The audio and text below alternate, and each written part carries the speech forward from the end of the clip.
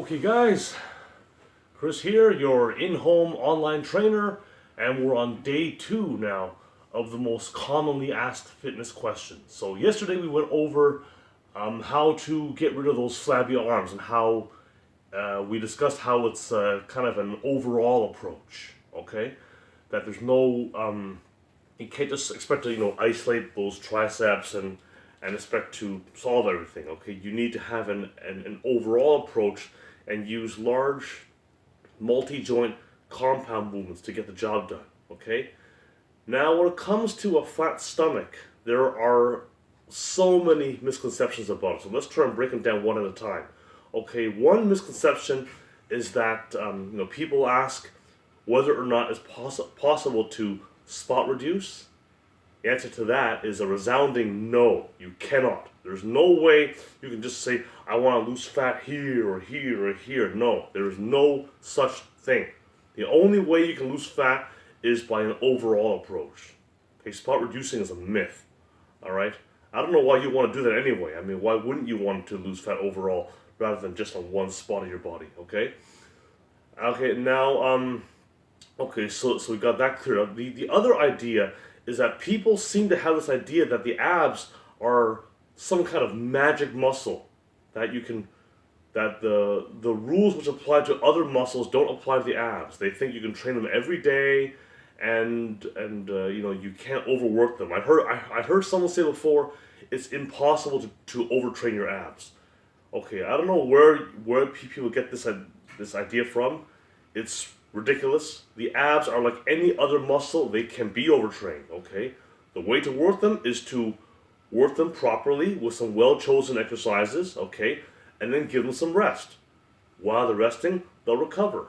The same as your arms, your shoulders, your legs, your chest, your back. There's no difference. The abs are not a magic muscle, all right? And when it comes to the actual exercises for the abs, there are two categories. One is the core stability exercises, okay, and that's working a lot of your transverse abdominis, that big thick column of muscle deep underneath your six-pack, your rectus abdominis, okay, and then on the surface you have the rectus abdominis, your six-pack, okay. It's funny. I hear people asking about the six-pack so often that I start to really kind of hate that term, six-pack. But anyway, that's what people want to say, so I'm going to say it anyway. Okay, six-pack. All right. And so how do you do that? Well, there are planks and mountain climbers, okay, for your core stability. All right. And so anything where you're trying to immobilize your core and you're not shortening the distance between your rib cage and pelvis, okay? So if you look at a plank, there's a plank here on the hands, all right? Now if I'm doing a renegade row, okay, I am trying to keep my stomach, my torso still. I only want my arms to move, okay? And this is training your core stability. Okay, also mountain climber, it's actually a little bit of both when you do a mountain climber, okay? But it's still more under that core stability category, all right? Now, if you're doing crunches, for example, where imagine I'm lying on the ground, but imagine if I'm doing a crunch, I'm like, see, I'm shortening the distance between my rib cage and my pelvis. See, this is shortening. This is shortening, okay? That's how you contract your abs, okay? Traditional sit-ups and leg raises are more hip flexor than abdominals, okay? They're not really going to target your abdominals the way people think they will, all right? So you really want, crunching type motions, so either crunch or leg lifting, leg raising motions, not straight-legged raises, but the kind when you bring them up and curl it. So, like this kind of motion here, like up, and you're really curling. Bicycles work great. Doing like a pike on a stability ball works great. Anything the main thing is just to remember you need to shorten the distance between your rib cage and pelvis. If you're doing that, you're contracting your abdominals. Okay, there are also twisting motions for your core that you can do.